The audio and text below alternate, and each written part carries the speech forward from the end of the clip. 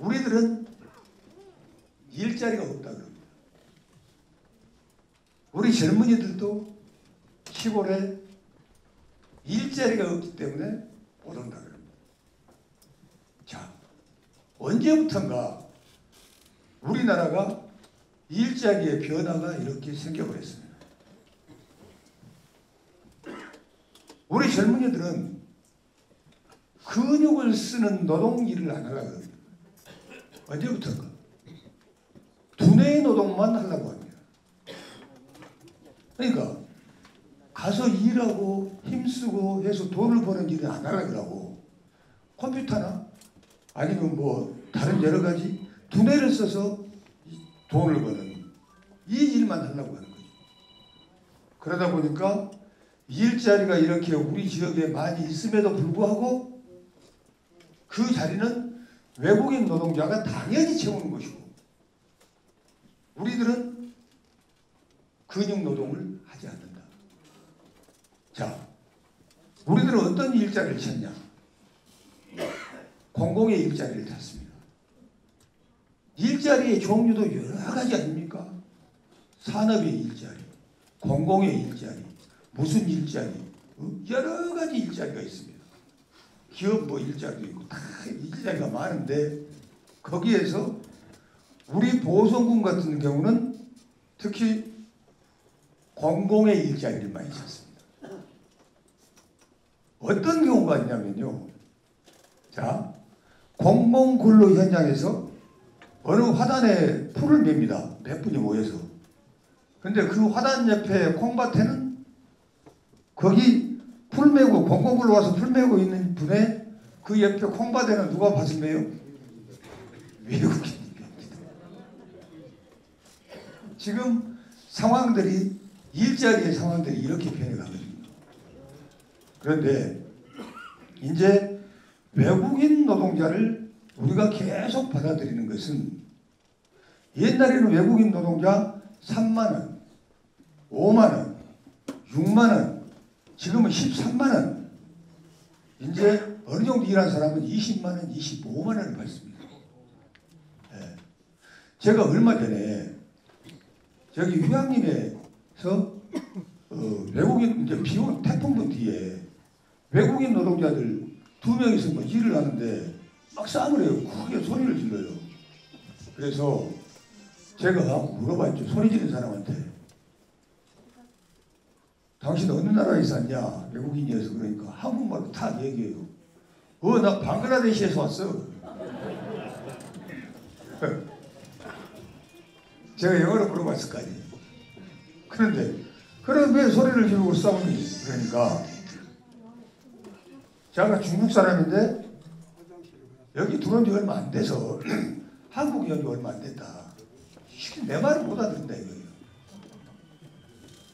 네. 제 말을 못 알아듣는다. 자, 우리 어머니 바쁘시네? 자기 말을 못 알아듣는다. 그래서 자, 당신 얼마 받냐? 그러니까 그분 20만 원 받는데요. 기술자예요. 중국 사람은 그러니까 13만 원 받는데요. 그 일자리가 옛날에는 다 우리들의 일자리였습니다. 근데 지금은 누가 그런 데 가서 일을 하냐고요. 우리는 안 한다고요. 그래서 또 외국인 불러오라는 거 아닙니까? 근데 그분들이 오면 이탈을 많이 합니다. 왜? 아까 말했다시피 비자가 5개월, 몇 개월 이러다 보니까 그분들이 올 때 대부분 누가 해요? 브로커가 있죠. 중간에 소개해 준 사람이 있죠. 그 사람 돈 줘야죠. 비행기는 그냥 날라옵니까? 한국에서 돈 줍니까? 그 사람이 돈 벌어서 갚아야 되잖아요. 뭐하고 나면 갈 때 가져갈 돈이 없어요. 그러다 보니까 이탈을 합니다. 먼저 온 사람들한테 찾아가거나 한국 정보를 알아가지고 다른 지역으로 가버린다는 거죠. 합법적으로 데려와도 그렇게 되는 거거든요. 그래서 저는 외국인 근로자의 정책이 이제 바꿔져야 된다고 생각을 합니다. 이게 이민의 정책이 바꿔져야 된다고 생각을 합니다. 우리 우리나라가 지금 단일 민족이다 해갖고 외국인들하고 뭐 결혼해서 살고 뭐하고 하고 야 저 베트남에서 왔는디? 저 필리핀에서 왔는디? 이럴 일이 아니에요. 제가 김해킹가거든요. 김해킹가. 김해 수로왕의 자손입니다. 그러면 김해 수로왕은 누구하고 결혼했어요? 네? 인도공주요. 인도공주. 네. 허황후라는 양반. 네. 그럼 몇 년 전이에요? 2000년 전에 저는 다문화입니다. 맞죠? 다문화이 아니에요? 다문화입니까 아닙니까? 다문화죠. 다문화입니다. 근데 우리는 그 오랜 시간을 거치면서 우리나라 사람이 되다 보니까 다문화 소리가 안 나와요. 근데 요즘에 막 다문화 가족들 막 들어오니까 문제들이 좀 생기는 부분들이 있습니다. 문화적으로 안 맞고 언어도 안 맞고 그러다 보니까 며느리를 이해를 못하고 밖에 나가서 시어머니들 숨보고 야, 니 얼마 주고 데리고 왔는데? 너 왜 일하냐? 일 안 하냐? 이것도 못 만드냐? 저것도 못 만드냐? 이래버리면 우리가 합해지지 못합니다. 그 사람들 문화를 이해하고 옆집에 외국인이 와서 살면 다 도와주고 뭐라도 공부시키려고 하고 가르쳐주려고 해야지. 저 외국에서 왔으니까 이렇게 하면 안 된다는 거죠. 우리나라도 곧 다문화가 지금 다문화입니다. 초등학교에 다문화 없으면 학교 문 닫아야 돼요? 안 닫아야 돼요? 학교 문 닫아야 돼요. 오늘도 아침에 텔레비에 전라남도 6개의 유치원이 문 닫았다고 그랬잖아요. 텔레비 보셨죠? 병설 유치원이 그 어린이집이 뭘로 바뀌었다고요? 노치원으로 바뀌고 유치원이 노치원으로 바뀐대요. 텔레비 보고 알았습니다. 오늘 아침에. 그렇게 바꿔져 가고 있거든요. 그래서 외국처럼 우리나라도 근로 이민을 받아야 됩니다. 근로 이민을 정확하니.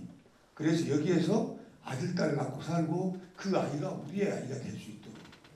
자, 선진 외국에서 전쟁 난민이나 외국 사람들을 이민을 받잖아요. 그러면 지금 여기 살고 있는 사람들은 대통령을 욕을 합니다. 왜? 우리가 낸 세금으로 이 사람들 데려다가 학교 가르쳐. 그러고 그 다음에 또 반미계. 이 어려운 일을 왜 하냐. 이렇게 하는데 생각해 보십시오. 자기 나라 사람들은 고령화 돼갑니다. 나이가 다 먹어갑니다. 그런데 그 나라에 젊은 사람들이 없는데 어떻게 해야 됩니까? 그 사람들을 이민을 받아서 그 아이들이 나중에 그 나라를 이끌어가는 사람들이 만들게 해야 된다는 거죠. 우리나라도 지금 젊은 청년 시대보다 나이 먹은 시대가 이미 앞질러 버렸지 않습니까? 그러면 그 나이 드신 세대를 누가 보살펴야 돼요? 이 청년들이 보살펴야 되는데 청년들이 연세 드신 분들보다 숫자가 적어버려요. 그러면 그 나라가 국가가 유지가 되겠습니까? 누가 이래서 보양을 하냐고요. 그럼 어르신들 모시다 일 시킬 겁니까? 그거 안 되지 않습니까? 그러기 때문에 이 정책 자체가 이제 이민 정책 활발하게 받아들여야 된다. 그래서 그분들하고 엮어져서 우리가 하나 돼야 된다. 그리고 그분들이 자 우리 보성에서 바나나가 나와요. 우리 보성에서 망고가 나와요. 우리 보성에서 파인애플이 나와요. 그 어디 농산물입니까? 네? 우리 농산물이죠. 우리나라에서 나오니까. 그러니까 앞으로 이민 정책 활발하게 받아들여서 우리나라 사람 만들어서 같이 살아야 된다. 옆집에 외국에서 오신 분들이 있으면 정말로 잘해줘야 된다. 네? 그분들 잘 모셔야 됩니다.